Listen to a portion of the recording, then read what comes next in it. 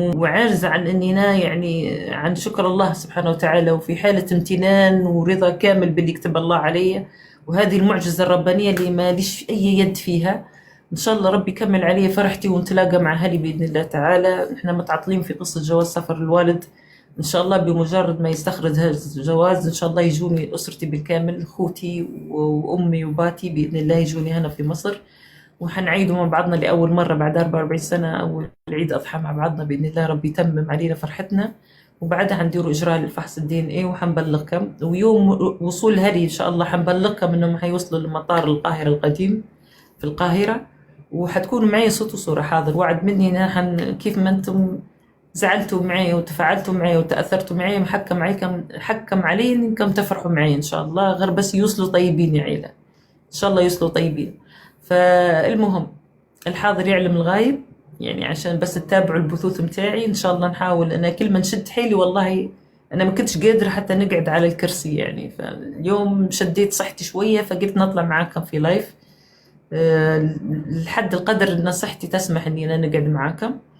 وإن شاء الله في قادم الأيام بمجرد ما نعرف موعد الرحلة القدوم إلى هنا القاهرة بإذن الله حنبلغكم. ومرحبتين بكل أهلي الجالية الليبية موجودين في القاهرة اللي يحبوا يرحبوا معي بأسرتي، مرحبتين بالجميع.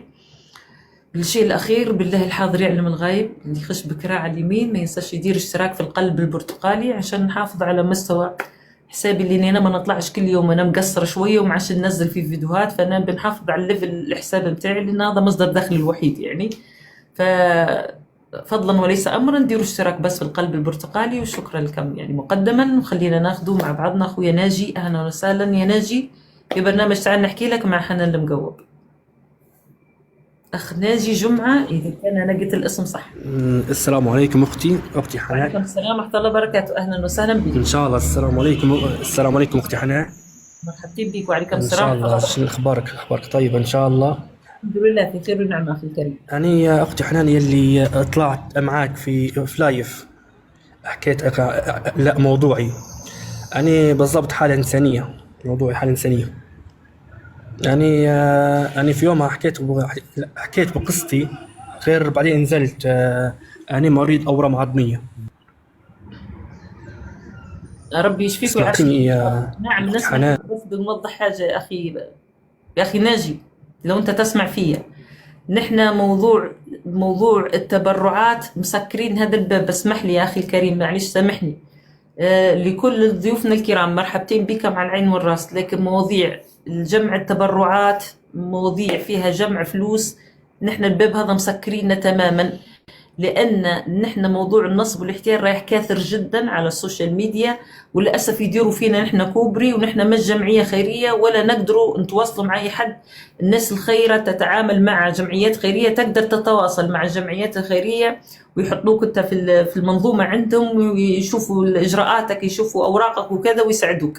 لكن في برنامج تعال نحكي لك هو برنامج نسمع فيه تجارب الناس من تجارب اجتماعية عاطفية كانت إنسانية، لكن بعيدا عن يعني ربي يشفي كل مرضى الأورام السرطان، ولكن مش في بابنا نحن، مش في برنامج تعال نحكي لك، لأن نحن تعرضنا للنصب والاحتيال وتبهدلنا، فالباب هذا سكرنا بك. لا نبو نقعدوا كوبري ولا نبو حد ينصب علينا، فنعتذر من كل أهلي وأشقائنا. شكرا أخوي عمر. باب التبرعات مواضيع الإنسانية فيها جمع فلوس مش عندي في البرنامج، مش حنرضى إننا نكون كوبري إن حد ينصب على حد بعد إذن الجميع. سلام أختي حنان.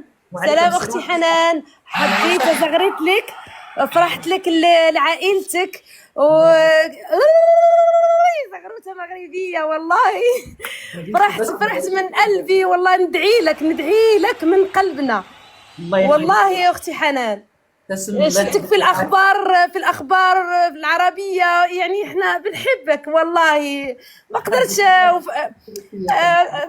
التعبير عندي قليل شوي، ولكن زغروتة مغربية عاوتاني. يلا أحلى زغروتة مغربية، الله يحفظك ورعاك. يلا بسلامة، الله يعاونك. حضرتك ولكل أهلنا في المغرب الشقيق، وشكرا على المشاعر الطيبة هذه، الله يحفظكم ويرعاكم الشعب المحترم هذا. شكرا لك جزيلا. الله يخليك اختي حنان. نكمل عليه فرحتي، وان شاء الله نتلاقى معاهم انا، وباذن الله اكيد حتكونوا انتم اول الحاضرين واللي حتشوفوا. يا رب يا رب امين اختي حنان. وملي عينك ان شاء الله. وعليكم السلام. يلا باي باي بسلامة. بسم الله، تحياتي لك ولكل اهلنا في المغرب الشقيق، يا رب تحياتي. يخليك، الله يطول عمرك. السلام، على السلامة. السلام عليكم. تهاني ان شاء الله المايك عندك واضح تو، بعد اذنك يا الوردة، بعد اذنك دير ميوت. سادة تهاني. السلام عليكم، مساء الخير. مساء الورد. س... أهلا وسهلا. مرحبتين استاذة تهاني، ان شاء الله النت عندك. أول حاجة تهنئة من القلب، وإن شاء الله ربي يقر عينك بأسرتك الكريمة يا ربي، ويكمل فرحتك ويلم شاملكم. اللهم امين يا رب يا رب، ربي يتمم علينا. والحاجة الثانية إن شاء الله حتى أنت تعودين كإعلامية قوية جدا، ونبوك كما يقولوا بالعامية إحنا نقول فيها تكسر الدنيا الله يحفظك. اسم. إن شاء الله يا رب. اليوم قصتي والله يعني بنحكي على قصة، هو قصتي أنا والله هي وقصة جميع المجتمع حاليا يعني في ليبيا كلها. نعم. أكتر حاجة النقطة اللي بنتكلم عليها أنا اليوم نتكلم عليها العيادات الخاصة والمستشفيات الخاصة. لحظة. لما يكون دكتور نعم. كبير وتعهد قدام ربي وقدام ضميره ونفسه وقدام الناس إنه حيكون كما تقولي دكتور صالح، وحلف وقسم القسم، وبعدين لما يفتح عياداته يقعد مجزرة للناس هذيما الأبرياء. الأخطاء الطبية. نعم. الأخطاء، وللأسف ليست أخطاء يا أستاذ حنان. نعم. ما نش أخطاء، هو غباء طبي أصبح غباء طبي. فأني لما يصير الخطأ الطبي واضح إنه خطأ كبير، يعني مش خطأ، الخطأ نعرفه لما بتدير عملية الدكتور أحيانا يخطأ. في حاجة في خطأ طبي، مش ما فيش في العالم أكل في خطأ طبي، أما يكون غباء طبي في داخل عيادتي، وبعدين أني نتواصل مع الدكتور الشرعي يغير التقرير، ونتواصل مع وكيل النيابة يكون معايا، يكون يغير حتى هو في تغيير التقرير، ومعايا في المحكمة غادي في تغيير أي حاجة لصالحيني وحمايتي. طيب شنو الخطأ الطبي اللي صار يا أختي يعني، وشو النتج عنه؟ أنا الخطأ الطبي زوجي، ومرة حكيت لك حتى على قصتي كيف يا أستاذ حنا خشيت عليك. نعم. فلما مشي هو عنده تهيج معدة. وبيش فيها فلما مشي وصل غادي وعنده نسبة السكر، هو عنده السكر ويرقى له من قبل السكر. فلما مشي خش للعيادة هذه بدون تحاليل بدون أي شيء. شنو عندك؟ عندي معي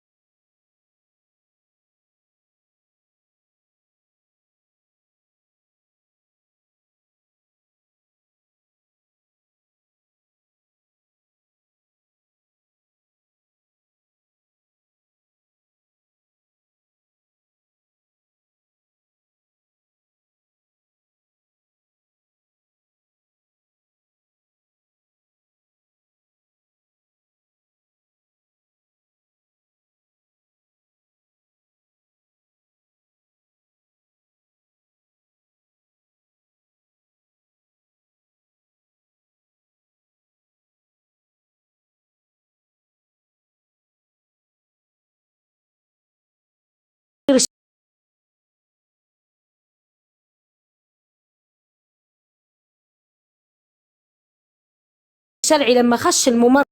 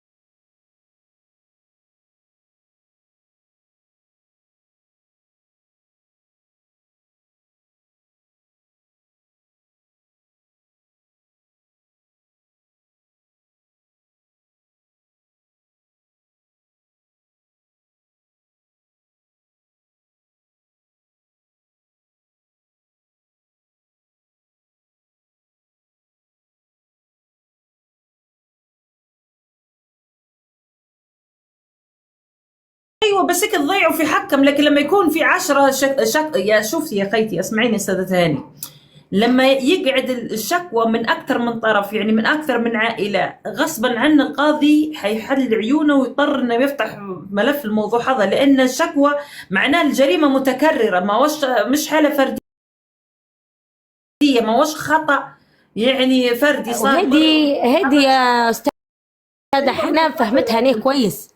ايوه هني بس فهمتها كويس. تواصلوا مع اهالي الضحايا يا تهاني، كم ما واحد في سلبية غير عادية راهو الناس، ولا ومعاه هو كل مرة يفتح في عيادة وباسم آخر، كم عيادة لها اسم.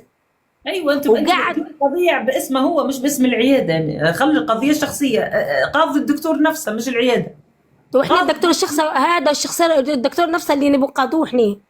والمشكلة لما تمشي للمحامي اللي طلب عليك حتى المبالغ، لا مرات خيالية المبالغ، لما تمشي له لما يطلع تتكلمي. تعويض نعطوك، يعني نعطوك اتعاب المحامي طبيعيه، لكن الاستغلال بدون نتيجه برضه المشكلة المحامي كل محامي مقتنع، هو مقتنع أن في حتى اللي ما يطلبش منك يا أستاذة راهو مبلغ بس ينسحب. كم محامي ينسحب بك تدوريه ما عادش تلقيه، ما عادش يرد عليك، وأول ما تمشي له وتكلميه وتعطيه اسم الدكتور يقول لك هذا سوسة، هذا لابد نقضوا عليه، هذا الله يرزيه في عمره. تعال المحامي يقول لك هيك، وبعدين المحامي بروحه يختفي ما عادش بيتعامل معك. نعم نعم. خشيت أنا بروحي للنائب العام، قدمت ملف، قدمت فيه تقرير على أساس إنه راهو فيه كذا وكذا وكذا وكذا. خشيت أنا للنائب العام، النائب العام حول قضيتي للمكتب بتاع طرابلس، وكل ما نوكل محامي لا يقول لي مانيش ماشي غادي وكذا وكذا. في انسحاب رهيب من المحامين من خارج مدينة. كم سنه انت استاذه هاني الموضوع هذا تو ولا كم؟ سنتين تو.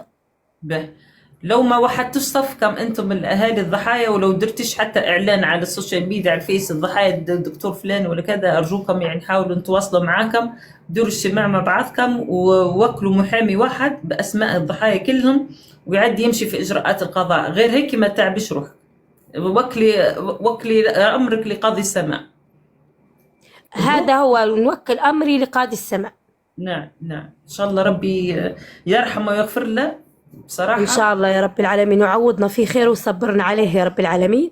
ان شاء الله. وأنا حتى من خلال هذه برنامجك والفقرة هذه البسيطة، إذا كان في حد في نفس المدينة وعرف العيادة وعرف الدكتور، هو دكتور معروف، العيادات معروفة، يحاول يتواصل معايا، وعندهم ضحايا يحاول يتواصل معايا. بقيت في أي مدينة بقى أستاذ ثاني؟ مدينة مصراتة. بقى في مصراتة والعيادات في مصراتة والدكتور معروف قلتي لي ها؟ إيه. بقى يا ريتكم تتواصلوا معاه على الخاص. هي العيادات قالوا لك معروفة، والاسم الدكتور أهم شيء من اسم العيادة، لأنه هو ممكن يتعاول أو يتعامل مع عدة عيادات. أنتم المقصد في الدكتور نفسه، يعني لأن الإنسان هذا هو دكتور نفسه. العيادات اللي صار فينا الأخطاء ملكيته. به بس انتم لما ترفعوا عليه قضيه ويغير في اسمائهم في اي لحظه، لكن انتم هو الشخص نفسه مش هيقدر يغير اسمه يعني. أكيد إن شاء الله بإذن الله. يسميها عياده المستقبل، بكره يسميها عياده سناء، بعد بكره يسميها مراجعه، هي اسم يعني، ولكن هو ما يقدرش يغير اسمه. هذا المقصد. سبيطار قولوا لك اسم معروف والله، لكن اسم الدكتور ما نعرفوش نحن. لا هو جواز سفر الوالد بس اللي متاخر، فان شاء الله ربي يفرج عليك استاذ تهاني، ونتمنى الناس إن شاء الله أجمعين تصبحين على خير والسلام. خيري الناس اللي متواجدين في مدينة مصراتة ويعرفوا سلسلة العيادات هذه، يراوا فيه دكتور يعني مرتكب أكثر من يعني جريمة يعني في الأخطاء الطبية.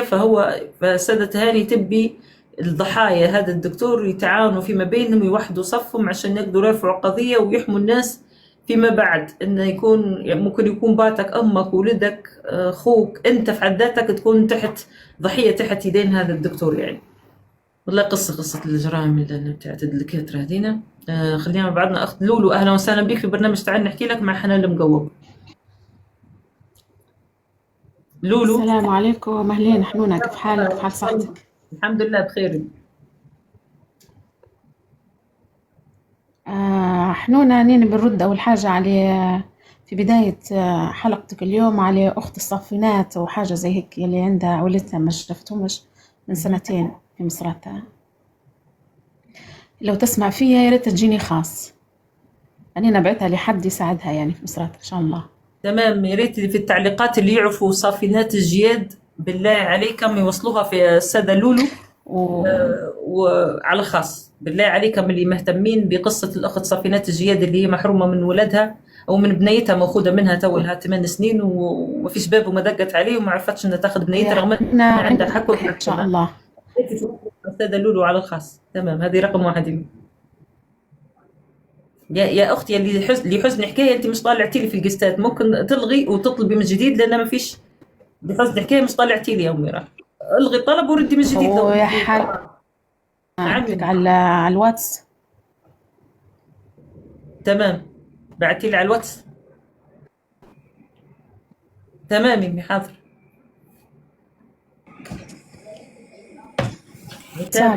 بعت لك مسج ايه وترتاح. تمام يمكن يرد. حاضر امي حاضر. باهي ماشي. حاضر امي. فمن الله وانت بنال الخير يا لولو، الله يحفظك ويرعاك ان شاء الله. شكرا لك. ماشي، ليلتكم سعيدة يا رب. تمام، متابعني مازال. تمام. الأخ راونج أهلا وسهلا بك يا راونج. أهلا وسهلا أستاذة رونق أهلا وسهلا يا رونق، كيف حالك؟ الحمد لله، حابة نبارك لك. الله يبارك فيك أنت إنسانة جميلة ورائعة وإنسانة روحانية، نحب نقول لك صح ولا لا؟ تسمي الله يحفظك. صحيح. نعم، حابة نبارك لك من كل قلبي ربي يجمع شملك ومع أسرتك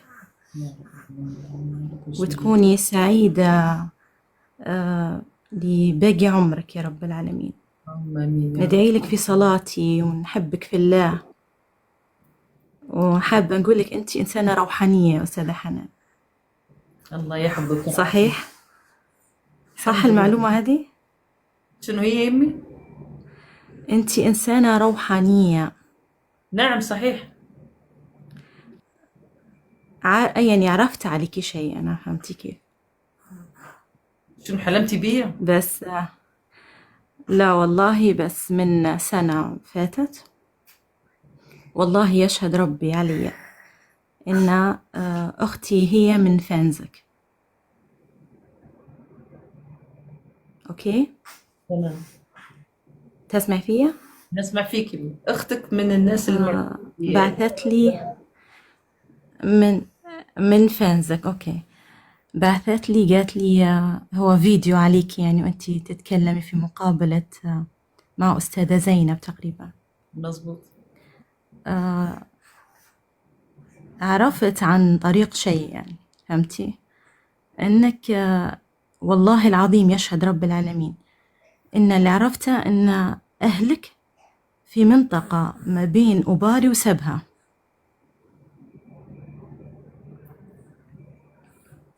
لكن ما عرفتش نحدد وين. والله تقولي كشف منامي، أقسم بالله حقيقة. وكنت عارفة إنهم على قيد الحياة، وكنت عارفة إنك بنت حلال، أقسم بالله العظيم. لكن يعني ما عرفتش معلومة أكثر من هيك، يعني ما فيش دليل. نتذكر لما دويت لي أختي ضحكت علي أنا.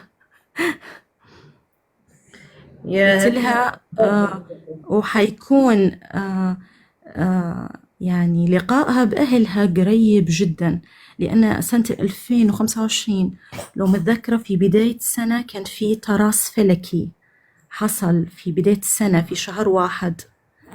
هذا يعني جمع الشمل أو لم الشمل، كل من هو بعيد عن أهله ربي يلم شملهم يعني، أو إنه فاقد شخص ما يعرفش عليه معلومة وهيك.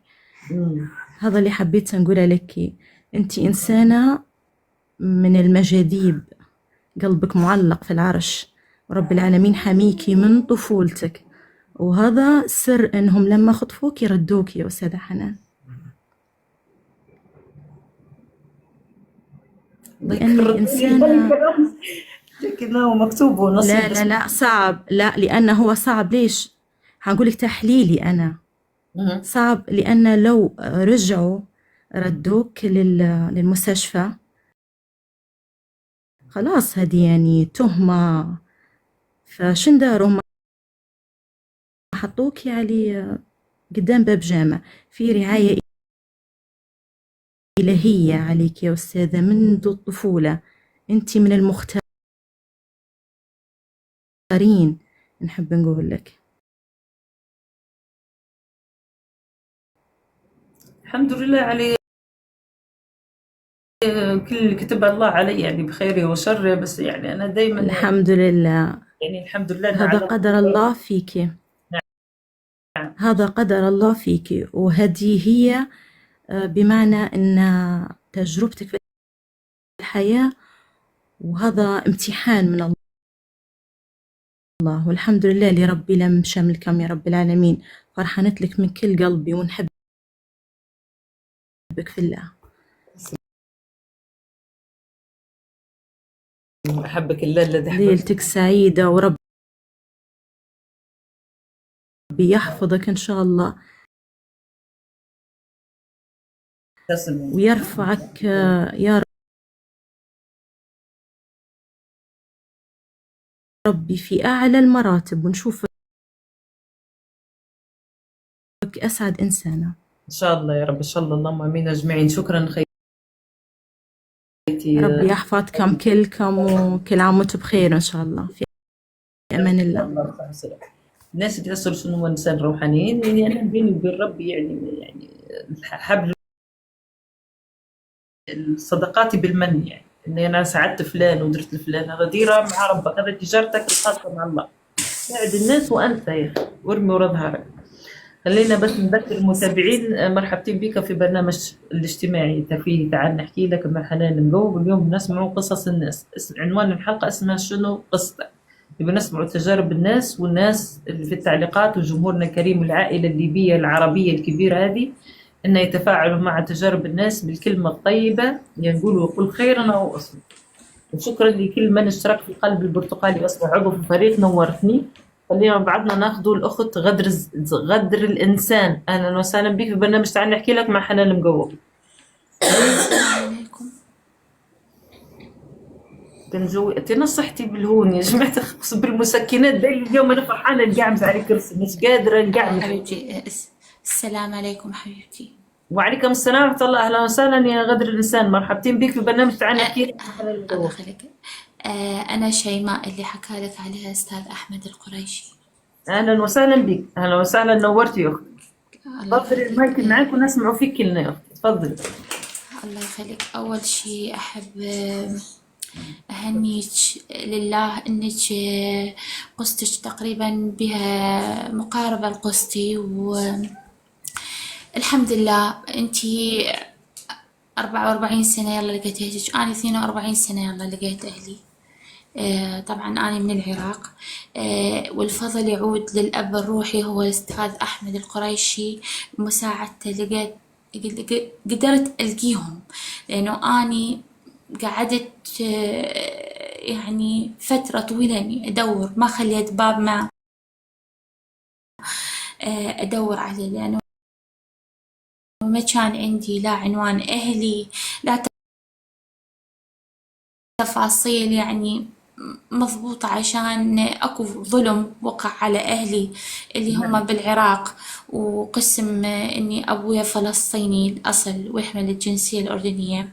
فأطلب أستاذ أحمد إني يصعد هم ويانا، ممكن إني تدعي في عشان احنا نسمع منك بس يا اختي الاول، لان الاستاذ احمد البدري طلع وحكى. احنا اليوم بنسمع قصتك، هذه رقم واحد. رقم اثنين، انت كان عندك الاسمك انت على الاقل كامل، يعني انت عندك اساس، عندك اسمك بالكامل موجود. لا، ما كان عندي الاسم، ما كنت أصلا أعرف أنا بنت مين، شو أهلي مين، ما كنت أعرف حتى أمي إن هي أمي. كان اسمي على اسم غير عائلة وغير ناس وكل إشي.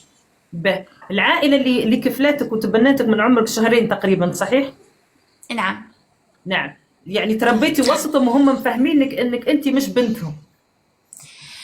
هم مش فهموني إني أنا مو بنتهم، هم بالعكس هم فهموني أني بنتهم، لكن كان أكو إحساس بداخلي أني، عشان من كنت أشوف الأخوان اللي تربيت وياهم يعني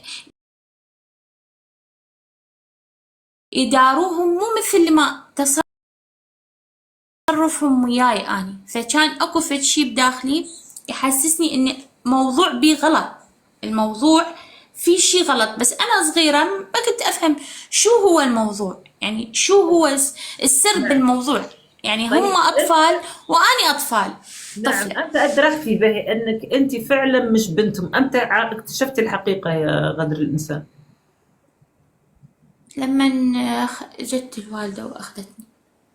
والدتك الحقيقية؟ نعم. يعني كيف استدلت على بيتك؟ القصة هي بدت طبعا بالنظام السابق، هو نظام صدام. نعم. وقع ظلم على الوالد الله يرحمه وانعدم في العراق، وبعدها أخذوا الوالدة كمان، وأنا كان عمري 48 يوم 50 يوم هيك، يعني لساتها الوالدة كانت والدتني، وهي كلها عاشت ويا الوالد تقريبا زواجها وهاي كلها سنة واحدة بس، سنة نعم. واحدة. سجنت أمك؟ سجنت؟ نعم سجنت. كم سجنت؟ سجنت سنتين تقريبا، سنتين ضبط. ويعني هي حتى في فترة السجن كانت عارفة أنت مكانك وين؟ لا، أنا بالسجن كنت وياها يمن سجنوها، عشان من أخذوها إلها بدها تروح تسأل على والدي، فقالوا لها أنتي تعرفين أشياء على زوجك وش تعرفين لازم تعترفين، وهددوا الوالد بالوالدة إذا ما راح يعني تعترف على نفسك راح نفعل كذا وكذا بزوجتك قدام عينك. نعم. وأني من سوء التغذية اللي بالسجن وقع علي صار عندي جفاف أنا بالسجن مع الوالدة. تمام. بعدين لما أنا سلموني كيف والدتك كيف استدلت على بيتك وانت انخذتي منها في عمر صغير؟ راح اقول لك التفاصيل كلها شوي بالسرعه لانه قصتي جدا طويله وقصه مؤلمه، ويعني خربت عائلات، ضيعت مستقبل، ضيعت يعني روحي، مستقبلي، حياتي، دراسه، كل شيء انت بتتخيلي ببالك اني شفته، كل شيء.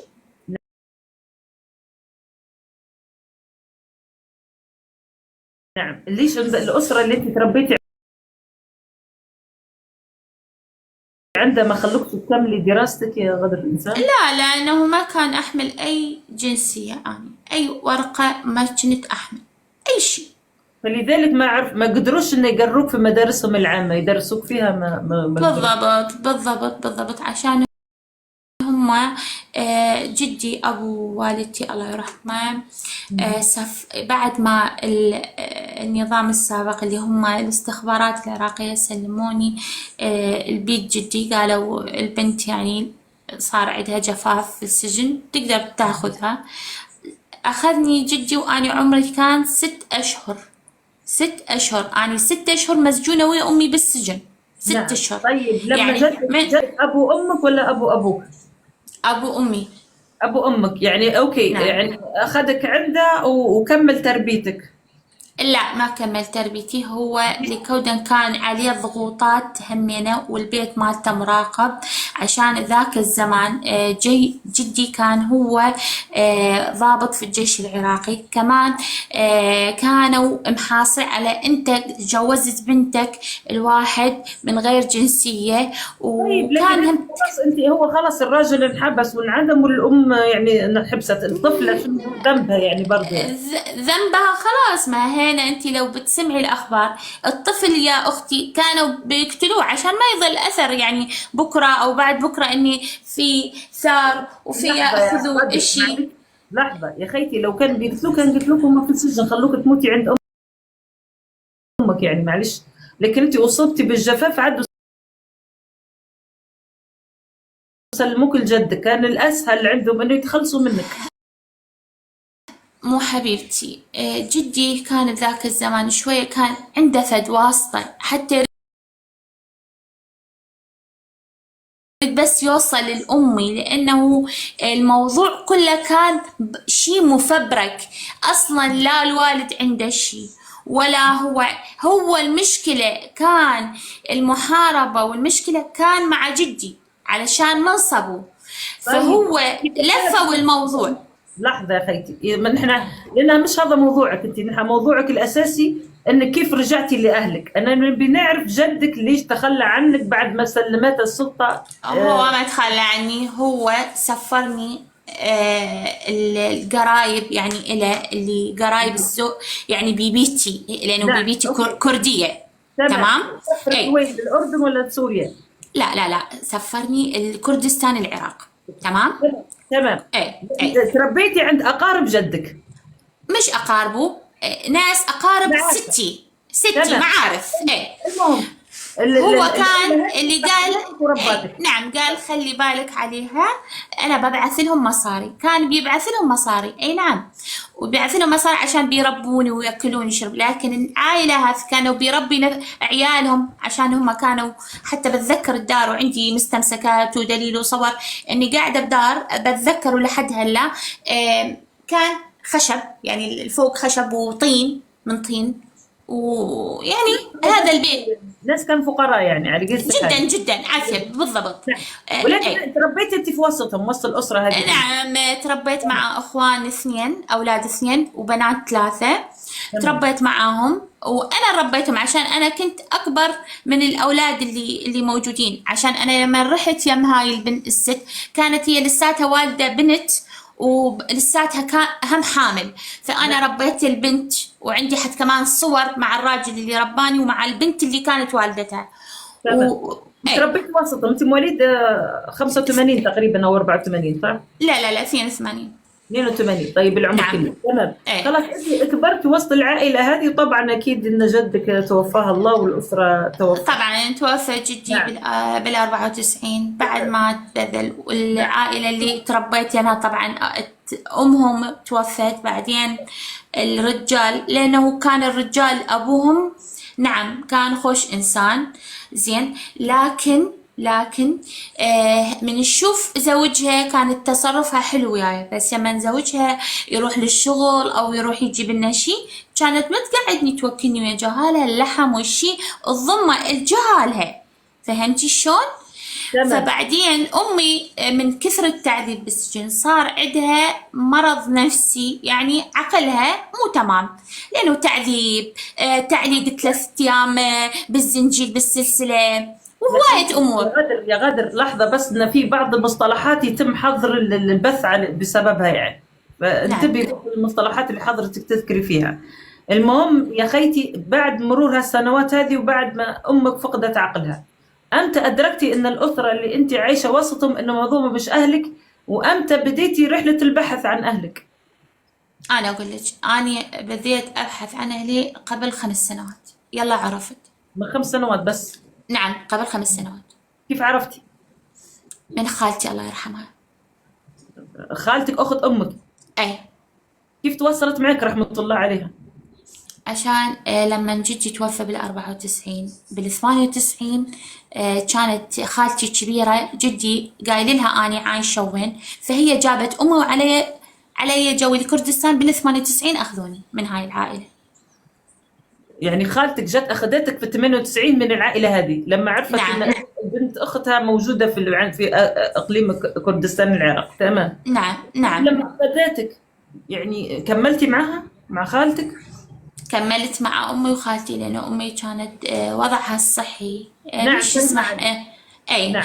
بس كانت لما شافتني بدت شوية صحتها وعافيتها شوية يعني زين. وكان دكتور اللي يعالجها كان اسمه دكتور أفرام، هو يعني يعرف قصتنا. تمام. طيب يعني انت تربيتي مع خالتك، كملتي بقية وقتك مع خالتك وأمك؟ طيب. اي لأنه كانت عايشة أمي. نعم. كيف منهم من جديد؟ ما هو اهلك معك، ايش المشكله اللي صارت معك؟ ما استخرجوا لك اوراق يا غدر الانسان؟ لا، لانه كل الاوراق اللي كانت امي يعني عندها كلها اخذوها من اخذوا والدي، لانه من ابويا راح كانت سيارته رقم اردن مرسيدس لونها خضراء زيتوني هيك على صفار تقريبا، قالوا لي يعني حسب الشيء اللي قالوا لي. وفعلا لما لقيت اهلي اكدوا لي بابا كان عنده سياره رقمها اردن موديل 81 هيك 80 هيك شيء. المقصد حتى لما رجعتي لخالتك اخت امك ومع امك ما كان عندهم اوراق لك انت ثبوتيه؟ لا ماكو اي اوراق، لانه تقدر لنا بحكم هي امك وخالتك ان تمشي للسجل المدني عندكم وتستخرج لك اوراق من جديد يعني؟ لا، شلون تطلع لي اوراق وهي حتى لا عقد الزواج لا كل شيء اخذه، لان امي من الزوجة عقد زواجها في الاردن وتزوجت وعرسها كلها كان في الاردن مش بالعراق يا حبيبتي. طيب في الاردن ما قدرتوش تراسلوا للسفاره في العراقيه في الاردن بحيث ان تستخرجوا الاوراق من جديد وصوره من عقد؟ حبيبتي اني بعد ما لقيت الأوراق كان حتى منع سفر على الوالدة وعلى أي أحد من العائلة يقدر يطلع يسافر أو يطلب إيداعي. حتى لما أمي راحت بوقتها أخذتها خالتي للسفير الأردني بال 84 85 قال لها يا بنتي روحي واللي فيه خير الله يقدمه، ما قدر أي شيء يسوي. نعم، إذا أنت أصبحتي بسبب الظروف الحرب والظروف الدولة وكذا فأنت ما عندكش أي أوراق ثبوتية حتى لما رجعتي لخالتك أخت أمك وأمك كانت عايشة. طيب أنت، طيب يعني أنت كم كان عمرك وقتها يعني في ال أنا 98؟ كان عمري تقريبا 15 سنة ضبط. تمام. ويعني قدرتي تقري كملي دراسة ولا ما فيش؟ يعني 15 سنة أطف صف أول ابتدائي لا، بس رحت يعني شوية هذا يصح ولا نحو الأمية ما أعرف شي، يعني مال كبار تروحين بس تقرين أحرف هيجي حالك حال أي يعني نعم. أمي أنت نعم. أمي إيه بس. تمام. سواء باهي خالتك وأمك، يعني أنت إيه عشتي معاهم الفترة، يعني كنتي مدركة وكبيرة وعاقلة. إيه. يعني أمتى تهتي منهم؟ أنا بنفهم ليش أنت بس من 5 سنوات عرفتي توصلي لهم. هل يعني خالتك وأمك؟ عشان ما حد ما خبرني اني وضع الوالدة، او لما سألت على ابوي قالوا بالبداية ابوك مسافر، بالبداية يعني هيك كلام. طبعا آه، انت عمر صغير وما بيش يقولوا لك، إيه. لكن لما كنت كبيره شن الحقيقه اللي عرفتيها منهم؟ قبل 5 سنوات يمن قبل ما تتوفى خالتي كان وضعها كلش تعبان بالانعاش، فقالت لي بنتي اكو سر لازم تعرفي اللي امك يعني ما تقدر تخبرك عنه، او موضوع اني ما مجرد تحكي وضعها كله يتخربط وتتذكر، وجسمها هي مبين الاثار كلها عليه لانه المهم. ف صراحاتك بشنو يعني؟ صراحاتك بايش؟ خالتك صارحتني اني اني ابويا اصلا مو عراقي، اني ابويا من فلسطين، وصار موضوع على والدي، كتبوا عليه ناس جماعة كذا كذا عليه، وهو كذب، لأنه حتى الأوراق بعد ما رحت المؤسسة الشهداء دورنا عليها، أبويا أصلا بعد التحقيق طالقين صراحة لأنه ما لاقين أي شيء عليه، لكن اللي عنده عداوة شخصية ويا والدي هو اللي قام بهذا الفعل. تمام. تمام؟ تمام. طيب خالتك هي يعني وهي على فراش المرض يعني قالت لك أي. اسم والدك الحقيقي بالكامل وحكت لك القصه؟ نعم، بعد ما حكت لي القصة وقالت لي أنت كان عندك عم بيدرس في العراق في جامعة البصرة دكتور أحمد كذا، تقدري بتوصلي من خلاله على عنوان أهلك، أو تقدري بتوصلي على أي إشي بيثبت إنه في إشي في الجامعة تبعه بيوصلك على يعني إشي بسيط إلهم. لما أنا ما بقدر أروح طبعا وكذا، فد يوم برنامج كان صاعد بي الأستاذ أحمد مع مجموعة من الزملاء طبعا، فحكيت له الموضوع صراحة، وقلت له أني هي كذا وما عندي أوراق وشون راح تصير هاي حياتي، يعني أنا يعني أطلب إنكم ترشدوني يعني. حكالي الموضوع، قال لي اطلبي لي على الخاص وأنا حفهمك. تمام؟ تمام.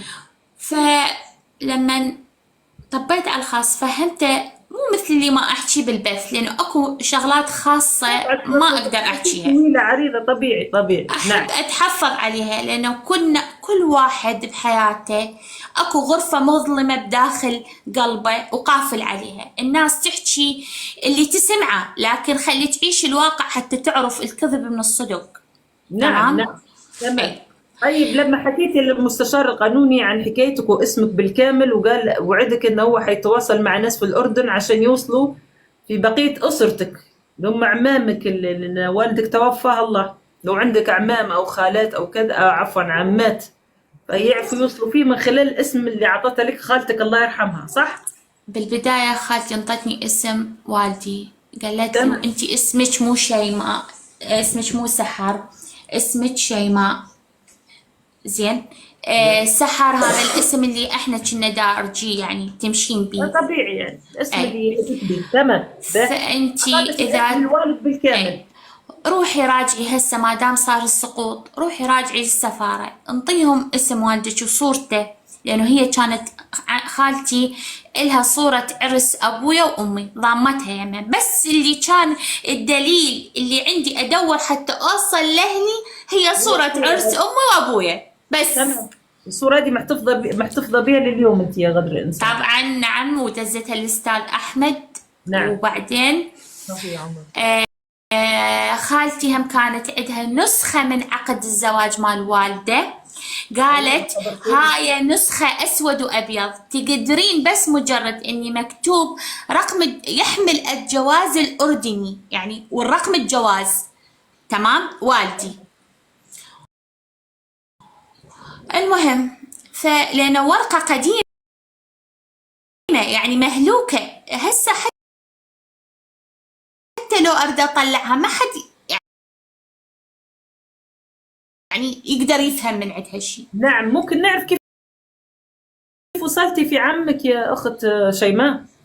طبعا اكو ناس همين خطية ساعدوني من البصرة، واقدم الشكر وايع لهم والتقدير. راحوا للبصرة وراحوا للجامعة، ولما طلعوا شهادة ميلاد عمي وعنوانه وبيا سنة كان يدرس، وماخذيه همين معذبي 4 أيام وكاتلي وذابي بالشارع، ماخذيه من الجامعة، يعني رايحين حتى على عمي النظام السابق. يعني تمام. حتى عمك توفاها الله، مين الفاضل من الأحياء عندكم؟ أنا عندي الحمد لله عمامي 3، اللي هو دكتور أحمد والأستاذ محمود وأستاذ باسم، هذول عمامي 3. وعندي يعني عمة اكتشفت إن واحدة. في عندك عمام حيين، اكتشفت نعم إن في نعم، عندك. الحمد لله عمرهم طويل وعايشين، وعندي عمتي حياة اللي هي وكيف تلقوا عايشة. خبر إن عندهم أخوهم عنده ابنة والبنت هذه كانت ضايعة منهم، كيف تلقوا الخبر هذا يا شيماء؟ هم يعني الصراحة كان لقاء جدا جدا محزن. يعني دموع فرح ونفس الوقت صدمة لهم بعد 42 سنة، لأن هم جدي وبيبيتي جايين من فلسطين، كانوا بال85 سائلين علي، والصراحة الله يسامحه سيدي والله يرحمه، قال لهم البنت توفاها الله. عشان يقفل الباب، فهم بطلوا بحث. ولكن طبعا. بعد 42 سنة اكتشفوا انك انت عايشة. طيب هل صار اللقاء مع عمامك ولا ما زال يعني؟ لا والله لحد الآن، عشان الصراحة لحد الآن أني قدمت طلب والحمد لله، بدأ أمشي بالمعاملات وسويت تحليل DNA ويا الوالدة الحمد لله وإثباتات، وبعد همين المقابر الجماعي. إجراءات انت يعني، بس موضوع مسألة انك تتمي اجراءاتك في الدولة اللي انت موجودة فيها عشان تقدر تسافري لهم او ان هم يقدروا يجوك، صح؟ طبعا انتي تعرفين ظروف فلسطين، هم كلهم فلسطين قاعدين بمنطقة ما يقدروش يجوا حتى للأردن؟ لا هم يقدرون يجون للأردن بس ما يقدرون يجون للعراق. طيب انت تقدر تسافري لهم للأردن؟ نعم نعم، أنا أقدر أسافر لهم بس أكمل أوراقي إن شاء الله وأطلع لهم للأردن إن شاء الله. وأنا مريت حياة صعبة جدا. الكلام اللي أحكيه هذا أكو مقتطفات يعني ما أقدر أحكيها، لكن الظروف اللي عشناها أنا الوالدة من الحمد لله والشكر إن عشنا الحمد لله، لكن الناس لا تحكم على أي شخص إذا ما تشوف بعينه. أكو أشياء أنتي بالحياة لو تسمعيها يقشعر بدنك. نعم، ولكن انت توا الحي في اليلاه. توا اسمعيني يا خيتي يا شيماء، اهم شيء الان انت عندك على الاقل هدف واضح قدامك. انت كنتي عايشه في حاله توهان، الحمد لله انت بديتي توصلتي لاهلك، وهذه بصراحه اهم انجاز في حياتك. الان انت بتركزي على انك انت، لان كل التجارب اللي مريتيها بها هذه دروس لك ولي اللي صخلت شخصيتك شيماء اللي تحكي معنا اليوم. اللي يهم الان انك تكوني واقفه على كرعيك، انك تتمي اجراءاتك، ان ربي يجمع شملك باهلك وتلاقوا في الاردن، منطقه وسطى واقرب منطقه حدوديه تقريبا للعراق هي الاردن، وانه يجتمع شملك بيهم، وانك تتاسسي حياتك على الصفحه الجديده هذه وتشوفي كيف تبي تكملي فيها. اهم شيء هذه يا شيماء، لان خلط ودن زدمته واللي فات من العمر فات، وكل العلامات هذينا في قلبك وفي صدرك، ولكن كلها دروس حياه هي اللي صقلت شخصيتك اليوم يا شيماء. فان شاء الله تتمي اجراءاتك على خير. وشكرا للاستاذ احمد القريشي بصراحه، وشكرا لكل يد خير امتدت وساعدتك وانها توصلك لاهلك الحقيقيين. وطالما انها مساله اجراءات فانت عديتي اكثر من منتصف الطريق. يعني اهم شيء ان اهلك تعرفوا عليك وانت تعرفتي عليهم، وانت درتي شوط كويس. انا عند تو ما زلت والله ما درت DNA لان ما زالوا ما تلاقيتش مع اهلي. فانت دايره شوط كويس جدا جدا يا شيماء. ان شاء الله ربي يكمل عليك بخير ويتمم فرحتك بشوفة أهلك وتقر عينك بيهم إن شاء الله، آمين. وتقضي ما بقى من عمرك في سعادة وهناء، واعتبريه هذا عوض جميل من الله سبحانه وتعالى. آمين آمين حبيبتي. بس طبعا أشكر أستاذ أحمد لأنه هو الفضل بعد الله يعني إله. هو كان إنسان يعني كلش ذكي. أني بوقتها ما خليت باب ما دقيته من سفارة أردنية سفارة فلسطينية، كنت أروح وما قدروا يتوصلون لأهلي، حتى من خلال الاسم من خلال الصورة ما قدروا. لكن هو تعالى يسخر في عبادة في وقت معلوم. نعم وربك سخر لك الإنسان هذا، الإنسان ربي يوفقه إن شاء الله ويسعده في حياته كيف ما يعني أفرح قلبك وأسعدك إن شاء الله في ميزان حسناته. وأنت يا بنت الناس هذا وقت كنت تستحرزي نتائج الصبر اللي صبرتيه، إنك حصلتي هالنتيجة هذه بإنك الحمد لله إنك توصلتي لهلك. إن شاء الله ربي يسعدك يا بنتي، وربي يتمم عليك بخير، وربي يطيحك في اللي خير منك، وإن شاء الله لقاء قريب ومحمود مع أهلك وناسك يا أختي شيماء، ونورتيني في برنامج تعال نحكي. تسلمين. إن شاء الله أنت تلتقين ويا أهلك بأقرب فرصة يا رب، ويجمع شملكم ويجعلكم تفرحون، وأنا هم إن شاء الله يجمعني ويا أهلي إن شاء الله. إن شاء الله بإذن الله. وإن شاء الله هاي كلها يكون تصوير والناس حتى تشوف في ظلم في الحياة كثير في. الحمد لله، بس المهم آخرتها الصبر هذا إن شاء الله. نعوض الصبر هذا خير. الله يحفظك يرعاك يا شيماء. الله يرعاك يا حبيبتي. تشرفت فيكي ست حنان. هلا أهلا وسهلا. هلا بك. هلا بك. حياتي حضرتك والأخونا أحمد القريشي بصراحة بارك الله فيه، إن شاء الله في ميزان حسناته، وإن شاء الله ربي يقر عينها برؤيتها لها تكمل إجراءاتها وتتمم على خير والسلامة. والحمد لله هي عدت أكثر من نص المشوار، يعني برافو عليها على صبرها وعلى شجاعتها رغم كل الظروف القاسية اللي مرت بها، لكن الحمد لله إن ربي يعوض صبرها خير. أخ عبد السلام أو عبد العزيز يدرسي، أنا ما أعرفش نقرأ اسمك الأول. أهلا وسهلا بدرسي، مرحبا بك. أسوكا. أهلا وسهلا. أهلا أستاذة حنان، كيف حالك؟ شو أخبارك؟ أهلا وسهلا بك، كيف الحال أختي؟ جدية أنا نحبك ونحب نتابع، والله نحبك في الله. حبك الله الذي حببتني فيه أختي. أهلا وسهلا بك. السلام عليكم. وعليكم السلام ورحمة الله وبركاته. تكمل أختك بس المداخلة متاعتها. تفضلي ادرسي نسمع فيك كلنا، تفضلي.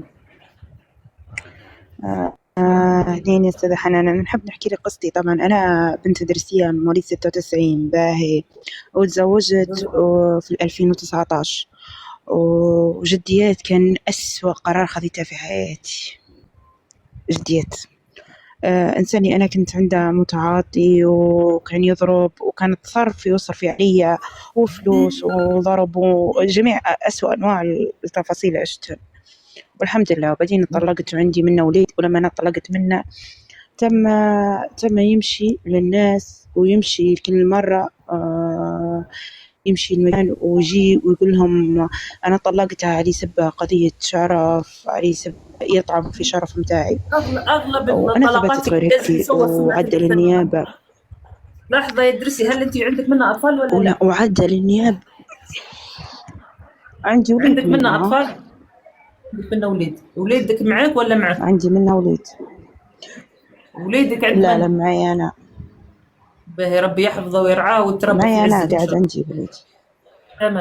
تمام يا ربي. خلاص، وعدل النيابة ودار فيها قضية، وجاب مقطع مخل بالشرف وسلمه للنيابة، ومشت النيابة استدعتني وجونا،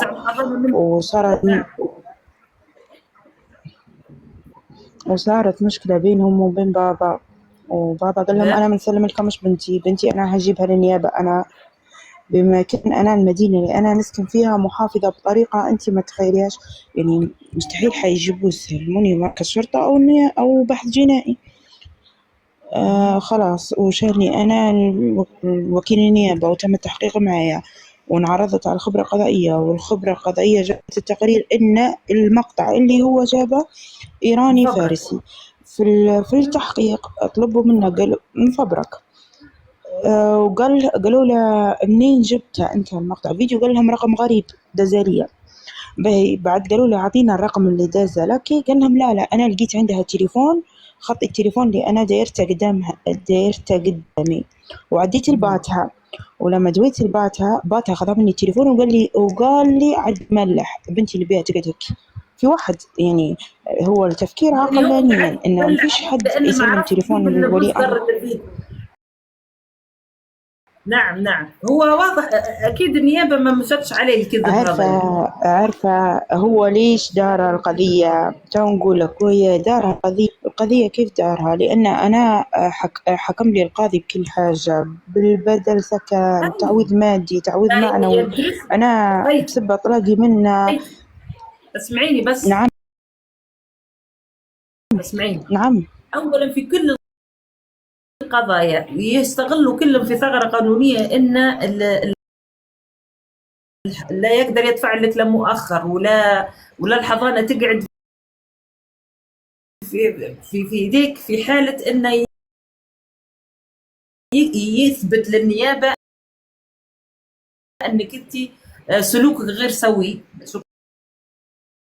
شكرا. سلوكك غير سوي فتسقط عنك الحضانة ولا يدفع لك مؤخر لا شيء. فهو الثغرة هذه يستغلوا فيها أغلب الناس اللي قاطعين يدهم من ربي.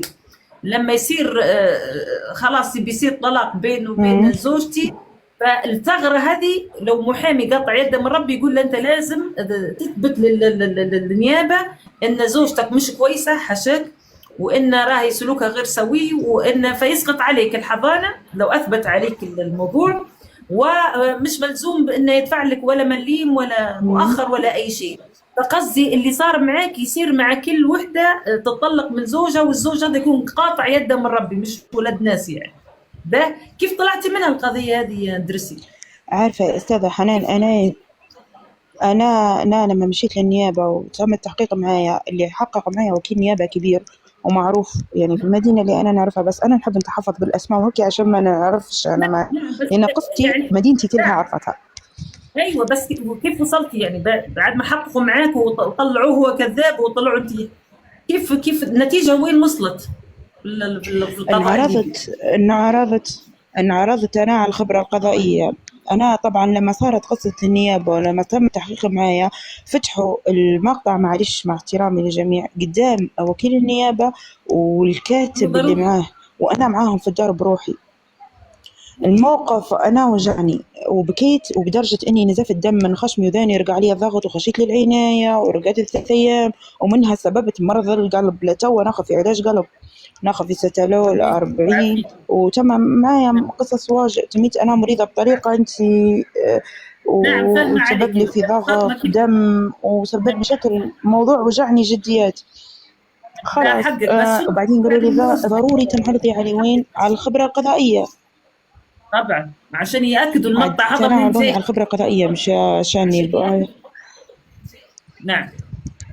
تو نقول لك أنا شن صار. انعرضت على الخبرة القضائية. لما انعرضت على الخبرة القضائية كنت أول حاجة في فرق في عندي أنا حاجات داخل في أنا في جسمي مرات اللي في المقطع. ثاني حاجة إن اللغة اللي يحكوا بها لغة إيرانية. قصدي الغباء خلاص الخبرة القضائية كذب الموضوع. وكيل النيابة ما كتبش الكلام هذا. تو ما زلت نعاني منه لتو، ما زالت مرفوعة القضية لتو، ما وقفتش القضية. هل في محامي لحظة يا عيلة بس اللي يسأل؟ السيدة هذه كانت يعني صار سوء تفاهم زوجها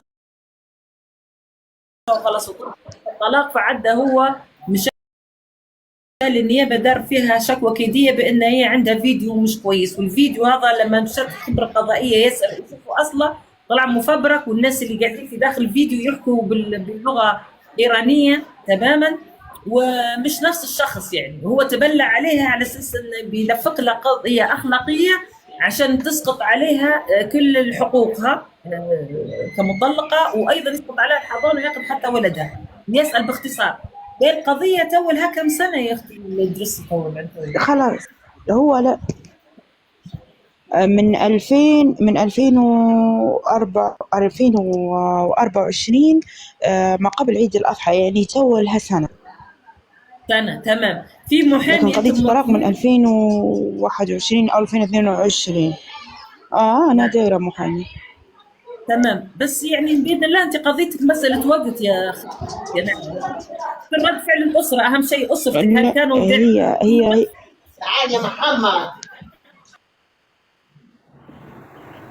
هي مسألة وقت صح، لكن الفكرة في الموضوع هو دار القضية كدية لأنه كان المؤخر كبير شوية.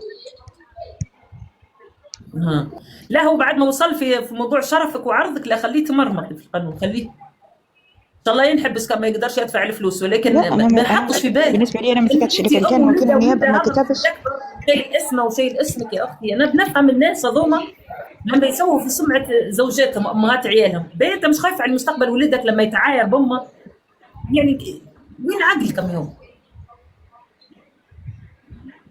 اطلبي قسط يا ليمونه من عندك، بعد اذنك يا ليمونه اطلبي قسط من عندك لو سمحتي، اضغطي على الاثنين اللي جنب بعضهم، الرجل والمراه اللي جنب بعضهم الازرق والاحمر، اضغطي عليه عشان نقدر نقبل. المشكلة يا أستاذة حنان شن صار؟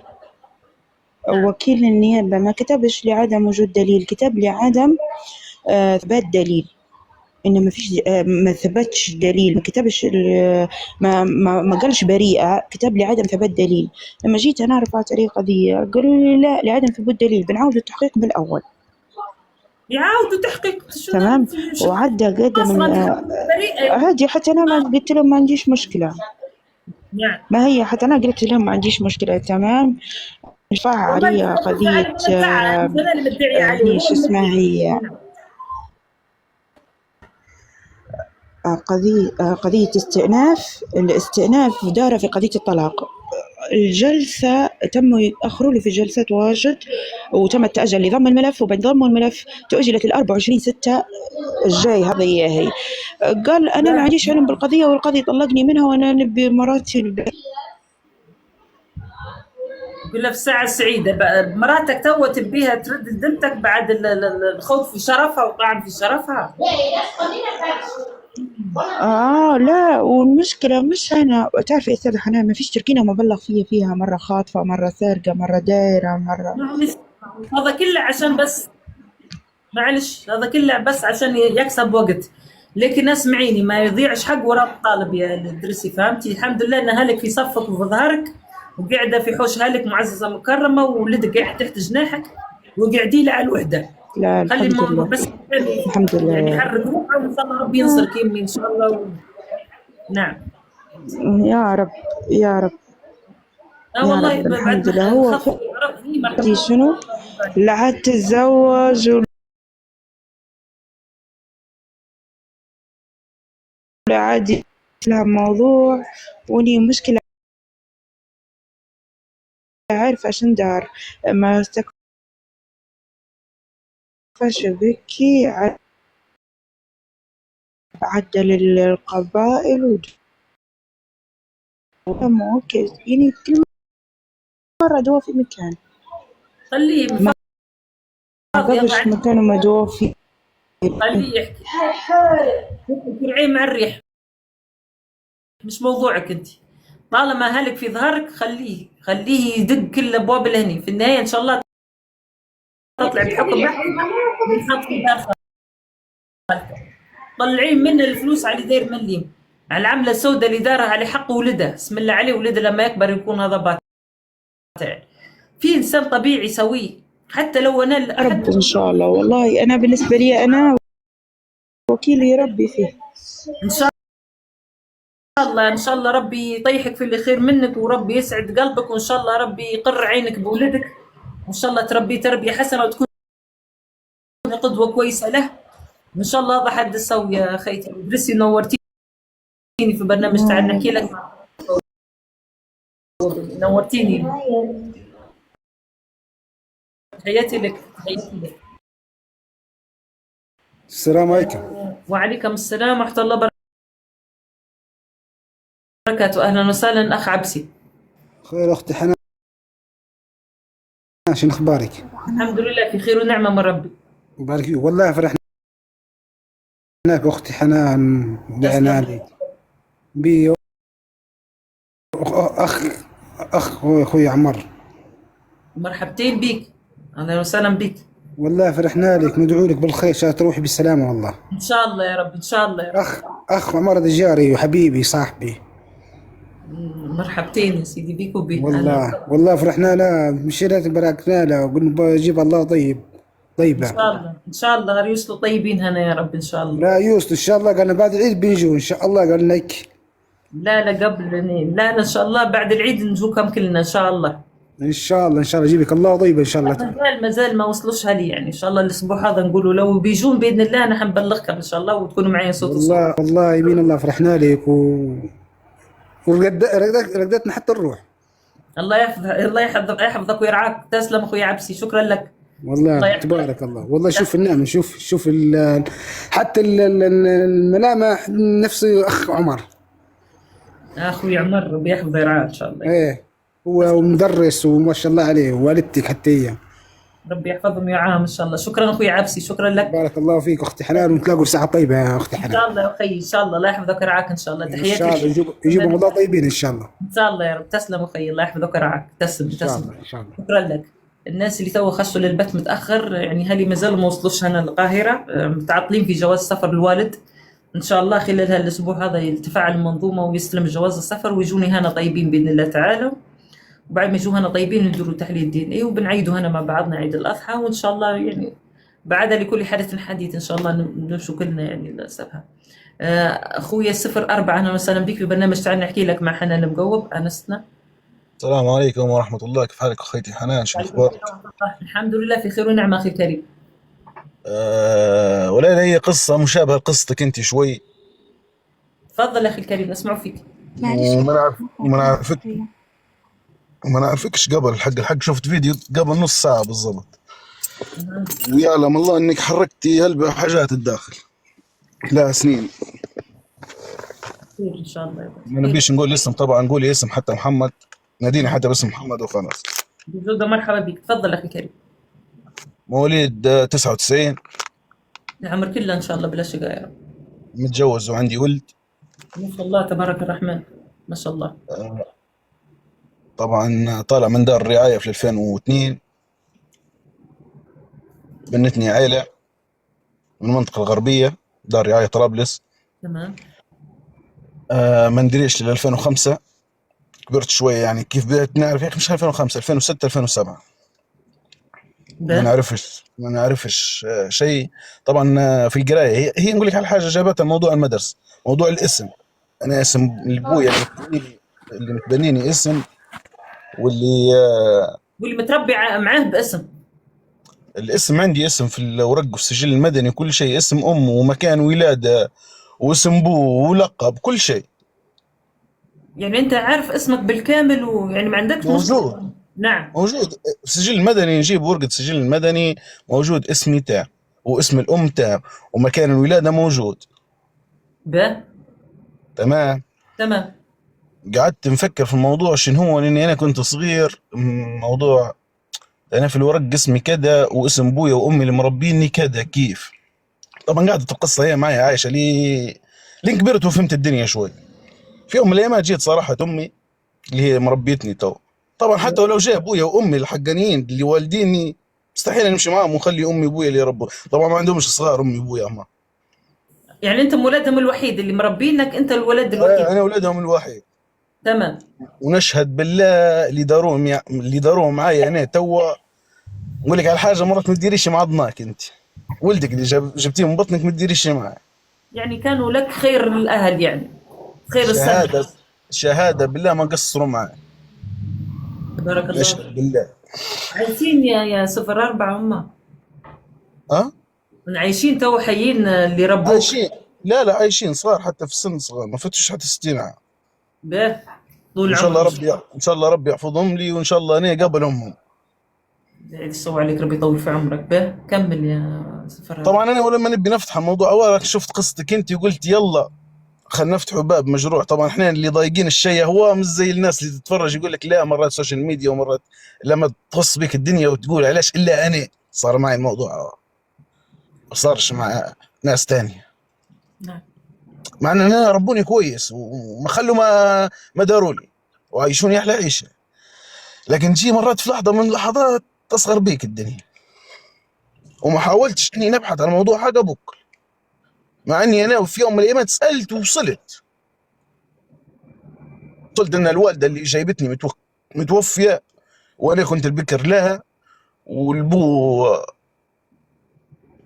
الله يسامح تجوز مره ثانيه. والنساء يعني هو ما حاولش انه يدور عليك، بس انت اللي لا وصلت ما دورش علي. انا عندي علم ان عندي خوت منه هو توه عليه، وعندي علم حتى وانا عايش ما وانا حاولتش ساكن. تتواصل معاه يا 04؟ لا، ولا حاولت انك تقابله؟ ولا حاولت اني حتى نشوفه، مع ان انا في فتره من الفترات في مكان عملي انك كنت في نفس المدينه اللي هو فيها، على كلام الناس اللي سالتهم انا طبعا. نعم. وقاعد اتغصب في القلب يا اختي حنان. تو راهو فيديوك هو اللي خلاني انني بنقول ان موضوع هو، حتى ولو يصير قدامك الشيء هو، مش ضروري انك الشخص اللي قدامك تبين له الشيء هو ما كانش يبي، ما كانش يبي يدير هيك، وما كانش يبي يعيش هيك. اكيد. ما تبيش تعرف هو ليش تخلى عنك باتك، صح؟ خايف، خوف، مرات نوع من الخوف. مرات انا نعيش زي تو، مكمل حياتي زي تو، عايش باني حياتي في جديد، نولي لنفس الموضوع. مرضت نفسيا انا في حاله من الحالات، نقول لك على حاجه، من عمر 10 سنين لعمر 19 سنه مرضت نفسيا، تعبت في حياتي، في ورق، في كل شيء. تبقى انت اسمك تقول لي انت اسمك فلان الفلاني، يبقى انت في الورق كيف؟ هلك ما صارحوكش بالحقيقة لكن انت عرفت بروحك، صح؟ لا سالت، ما كتبوش علي، جيت سالت يوم ما عرفت، يوم ما قعد الموضوع متكرر معي، جيت قلت لهم كيف انا اسمي في الورق كذا، وفي الواقع اسم ابويا كذا، وجدي كذا، وجداي كذا، وانت يا امي اسمك كذا، وفي الورق كذا. قالت لي يا ولدي تعال نفهمك في الموضوع، 1 2 3، ما كتبوش علي.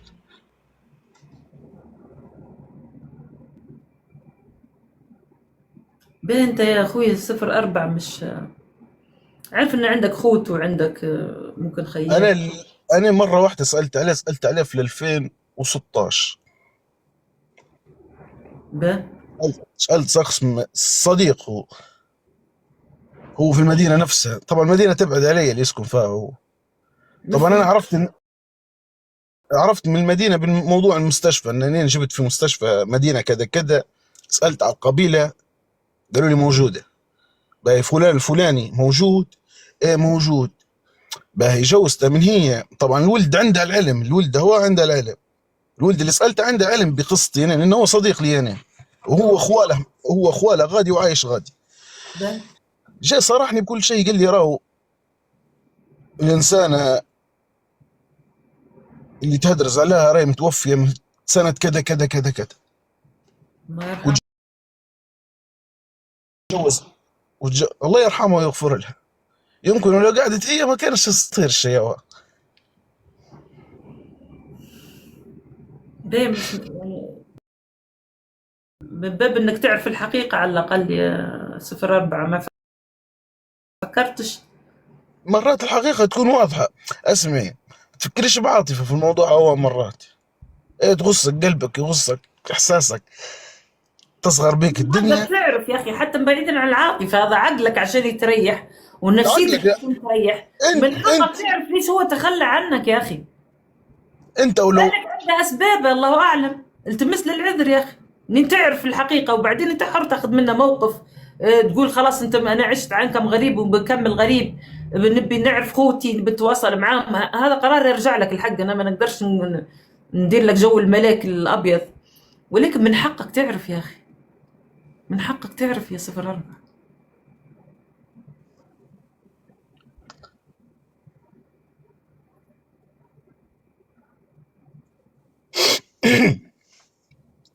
والله مرات انت تقولي هيك انك مش في نفس الموقف اللي فيه انا فاهمه عليك يا اخي، انا فاهمه انه ما هو حتقعد انت مع نفسك، انت واضح انك انسان حساس. انا حنقول لك لين يعني انا في فتره لاني كنت يأس، انا يعني ما كنتش نعرف انا اصلا هلي عايشين ولا لا، انا كنت مكتفيه بهلي اللي ربوني وعشت ايام نفس الشيء وتوفى لهم الله وهم راضيين علي ويدعوا لي، الحمد لله. تمام. فانا كان عندي سؤال، انا ما كنتش نبي مثلا نعرف يعني انا بنعرف ليش رموني، ليش تخلوا عني، يعني لاني ما كنتش نعرف الحقيقه انا. لكن ما كانش عندي فضول كبير نبي نعرف من هم وشن اصلهم وشن قبيل مع النهائي. نبي نعرف شوف لاي درجه انا يائسه، لاني ما عنديش اي خط ولا خيط امل ولا اي علامه ولا اي حاجه في ملفي، ما في شيء. ده حتى دار الرعايه مستحيل تعطيك معلومه تخصها لك، مستحيل. تمام. يقول لك عشان الامن المجتمعي، مرات يكونوا هم خلاص كل واحد عدى شاف حياته ودار اسره وكذا، انت هيك تنقض عليهم المواجع، وممكن لا قدر الله هي داس عليهم ولا هو مش قايله من الحقيقه، ممكن يخرب بيتها وتطرطش العيله. يديروا لك سيناريو فيلم هندي يا 04. عندي فيلم ان انا حتى عقد الجواز عندي ايوه، فما صورة عنديش اي خير. عقد الجواز موجودة. ده يا اخي انت مشيت على الاقل عندك شويه حاجات، عندك يعني عندي والله.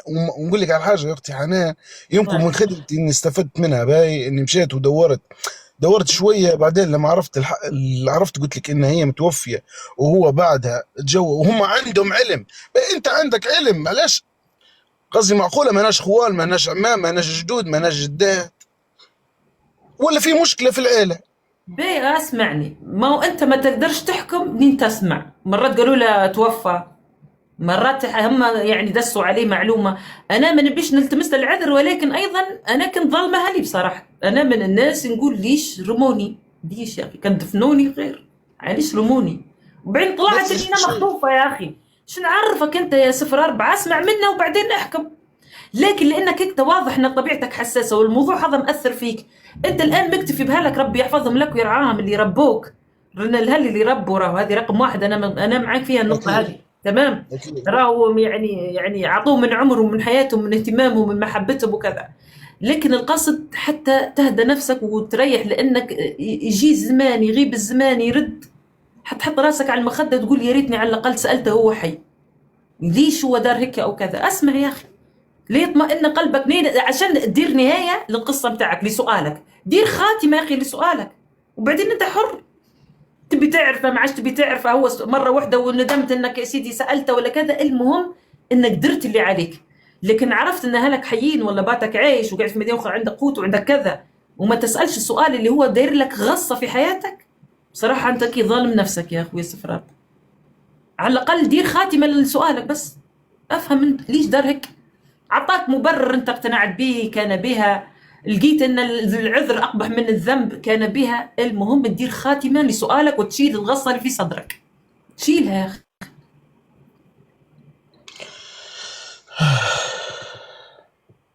سلامتك. يمكن يجي الوقت وندير الشيء لكن تو مش مستعد لمواجهته يعني. نعم علي نفسك انت، هذه من اجلك انت، مش من اجل اي انسان اخر. لكن من حقك انت كطفل إن لما حد يتخلى عليك من هلك وابوك، لما تكبر تصبي عليك رعيك، حط عينك في عينه وقول له انت ليش درتك، خليه يا اخي يبرر ولا يحكي لك.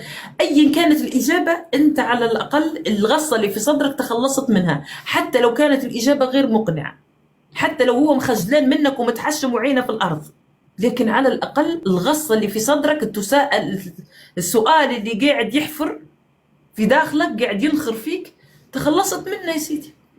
ما تقعدش تضرب خماس واسداس، يعني ان هذا حقك، حق كل بصراحه طفل وطفله ان اهلهم تخلوا علم يعرفوا ليش يا اخي، خليهم يتحملوا نتائج افعالهم يا اخي. ولعل وعسى ان حد منهم يكون فعلا مظلوم وان حد مبلغه ان توفاها الله ولا كذا تلتمس له العذر، لكن لو كان غير ذلك من حقك انك انت تواجهه، تشيل الغصه اللي في صدرك. انت ما تقدر تحاسبه بعد العمر هذا كله، ولكن على الاقل فشت عبره ودرتها يا اخي. انك ما تقعدش كي غصه في صدرك يا مخيره، مازال العمر قدامك، مازال عويلتك بيكبروا قدام عويناتك، حتى لما يسالوك تكون عندك اجابه مقنعه يا 04. ولا يا اختي حنان نقول لك على حاجه، انا مش مستعد ان الغصه هي نحاها وندخل رده هو في قلبي هنا. مرات رده هو احرف من الغصه اللي فيها انا تو. انت راجل تو يا باتي فاتح بيت، اسمعني يا اخي. لا الحمد هذا والله اسمعني. نقول والله انت يا اختي فاتح بيت حنان، وانت اب الان، يا اسمعني. اختي حنان انا بقول لك كلمه بس. نعم. والله الموضوع هو ما نفكر فيه حتى التفكير من 2018 لحد هي، الا قبل نص ساعه لما شفت فيديوك انت، ونسال الله ان يجمعك باهلك. يا رب يا رب، اللهم امين يا رب. بس اسمعني يا اخي، هي طبعا انا واجب الاخ على اخوته ولا كذا، هي بس النصيحه، لكن هذه حياتك وهذينا مشاعرك وهذينا المصادر القلق اللي في داخلك. نصيحه الخية، لكن انت في النهايه انت صاحب القرار. حياتك من صنع افكارك، انت اللي تبي تتريح ولا انت اللي تبي تشقى، هذا شيء يرجع لك انت. ولكن انت حتى لو في يوم من الايام تبي تحكي قصه لولدك، ولدك بيعرف خاتمه، بيسمع منك خاتمه لهذه القصه. انت في حد ذاتك تكون عندك خاتمه منطقيه يا اخي، سواء كان العمله بتاعي يعني كان لها مبرر ولا ما كانش لها مبرر. في الحالتين على الاقل سالت وما ردش عليك الساس، رد عليك بني ادم. راهو اصعب شيء في الدنيا يا 04 انك تقعد تسال في نفسك وما عندكش من يجاوبك. يا عليك عذاب يا اخي، يا عليك عذاب. كويس ان في حد في الدنيا قاعد عايش تقدر تسأله ويرد عليك يا اخي. ان شاء الله ربي يصلح حالك ويهديك للصواب يا رب ان شاء الله، ويسعد قلبك وما تكون يا 04. ان شاء الله يا اختي حنان ان شاء الله. ربي يحفظك ويرعاك ويسعد قلبك ان شاء الله ويفرحك بعويلتك. ان وان شاء شاء الله الله جميل. الدخله القادمه تفرحناك ويقول لنا يعني ان شاء الله يصير خير يا اختي في حنان. حياتك ان شاء الله يا اخي. الله يحفظك ويرعاك. شكرا اخي، شكرا لك، نورتني في برنامج تعال نحكي لك. لا اله الا الله، لا اله الا الله. ابتسم يا غالي. الناس اللي خشوا بس لللايف متاخر، انا اهلي مازال ما وصلوش هنا، مازال عندنا متعطلين في جواز سفر الوالد. باذن الله يستخرج جواز سفر ويوصلوا هنا طيبين ونعيدوا هنا مع بعضنا، وان شاء الله نديروا تحليل دي ان ايه. اللي يسال على التحليل مازلت ما درتش، لان مازال اهلي ما وصلوش. ان شاء الله يوصلوا هنا طيبين وتقر عيني بيهم، وباذن الله لما يوصلوا هنا طيبين حيكونوا لايف صوت وصورة عشان نطمنكم انهم وصلوا طيبين ومحكم علي، انكم على الاقل تفرحوا معي في لحظة اللقاء مع اهلي. باذن الله ربي يجمعني بهم على خير وتقر عيني بهم، وبعدها نديروا تحليل دي ان ايه، ومتى ما تطلع النتيجة حنبلغكم باذن الله تعالى. ف الإجابة هذه كم مرة نقول فيها يعني نحس في روحي.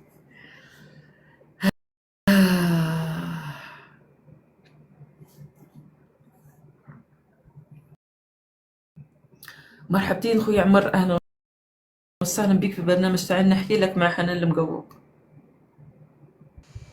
يا أهلا وسهلا بك أستاذة حنان.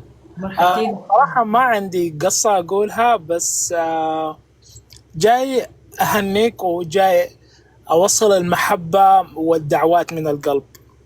الله يحفظك ويطول في عمرك. شكرا لك، الله يحفظك. أنا من السودان، عايش بأمريكا، بس متابع قصتك. كل المحبة وكل السلام وكل الطمأنينة تنور قلبك إن شاء الله يا رب العالمين. ربنا يهنيك ويسعدك ويوفقك السلام عليكم. ويجبر بخاطرك يا رب العالمين. يا رب اللهم امين. يحلي ايامك ويعلي السلام مراتبك يا عليكم. رب العالمين. وعليكم السلام. وعليكم السلام ورحمة الله وبركاته. أنا شكرا يا عمر، وتحية لحضرتك ولكل أهلنا في السودان الشقيق. والله شكرا على مشاعركم الطيبة، الله يحفظكم ندعي لك في صلواتنا، ندعي لك في صلواتنا دائما، وإن شاء الله إن شاء الله تتم اللقية وينجبر الخاطر يا رب العالمين، وتتعوض السنين بالأجمل يا رب يا رب يا مسهل. شكرا لك يا أخي عمر، الله يحفظك ويرعاك ويسعد قلبك وما تكون إن شاء الله. السلام عليكم. وعليكم السلام الشقيق. شكرا لك، شكرا لك. الله يسعدك. تسلمي. تسلم، الله يحفظك ويرعاك. تحياتي لحضرتك. وعليكم السلام أخ ناجي، أهلا وسهلا بك. تفضل يا أخ ناجي.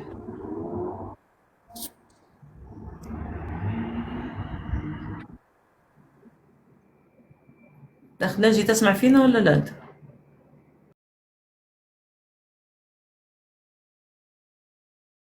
مسلم، مرحبتين بك. طيب يا حنان، شو اخبارك؟ طيب وسعيد ان شاء الله. الحمد لله في خير ونعمه اخي الكريم. ان شاء الله ديما طيبه ان شاء الله يا رب العالمين. رب اللهم امين واجمعين يا رب. شو الامور طيبه؟ نعم الحمد لله في خير ونعمه اخي الكريم. لا راقي انا معاكم قبل لما شفت الفيديو قلنا خلينا نباركولك إن شاء الله، ربي يسهل لك الأمور يا رب. يبارك في عمرك أخي مسلم، تسلم، الله يحفظك ويرعاك إن شاء الله ويسعد قلبك. أكيد زبطتيني يعني. أهلا وسهلا، نورتني، مرحبتين بك. بارك الله فيك، شكرا والله شكرا. تسلم الله يحفظك ويرعاك إن شاء الله. شكرا لكم كلكم جميعا يا عيلة، الله يحفظكم ويرعاكم.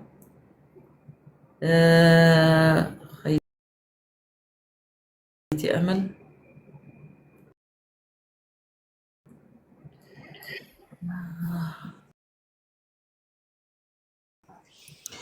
السلام عليكم. وعليكم السلام ورحمة الله، مرحبتين. حنونة لو تعبانة تقدري تتحركي شوية تمشي واني نقعد هنا شوية مع المتابعين لو حابة.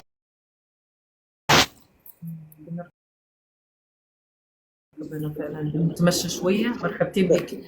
أنا أتمنى بس كاتبين الأسماء الزعلانة يا جماعة الخير، يعني الأسماء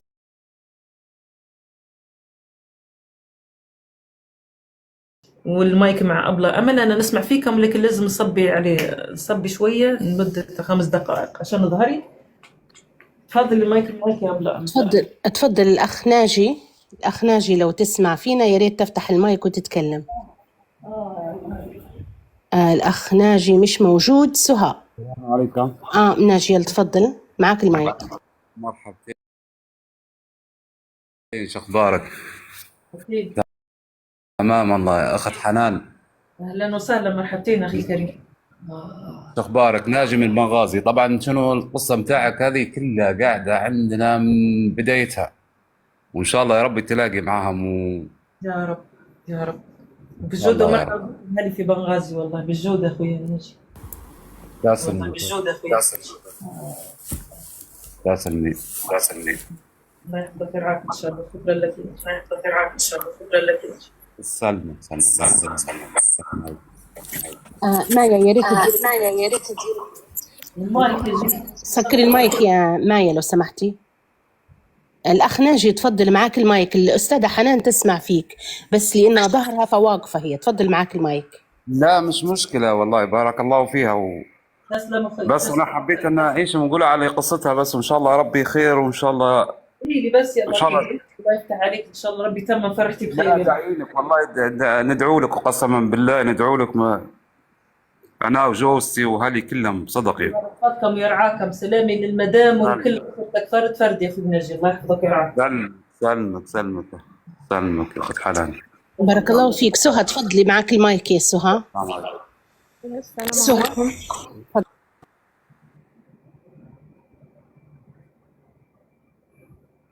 تفضلي يا سهى، الأستاذة حنان تسمع فيك.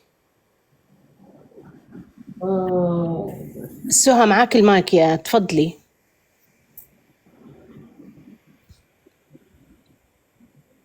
اوكي سهى مش موجودة. مايا تفضلي معك المايك. السلام عليكم، كيف حالك خيتي حنان؟ سلامة الله، الحمد لله.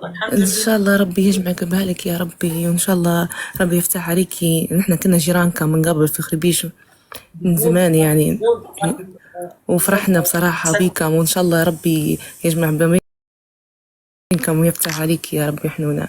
يا رب يا رب يا رب. إن شاء الله ديما طيبة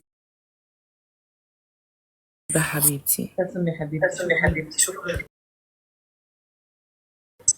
الو السلام عليكم. نحكي لك راهو برنامج معتمد على تجارب الناس، فاللي عنده تجربة يتفضل، مرحبتين بكم. بس سكروا المايكات عشان صدى الصوت. معليش ظهري متخشب، لازم ندير تمريناتك عشان نقدر نكمل ونواصل معك. تفضل.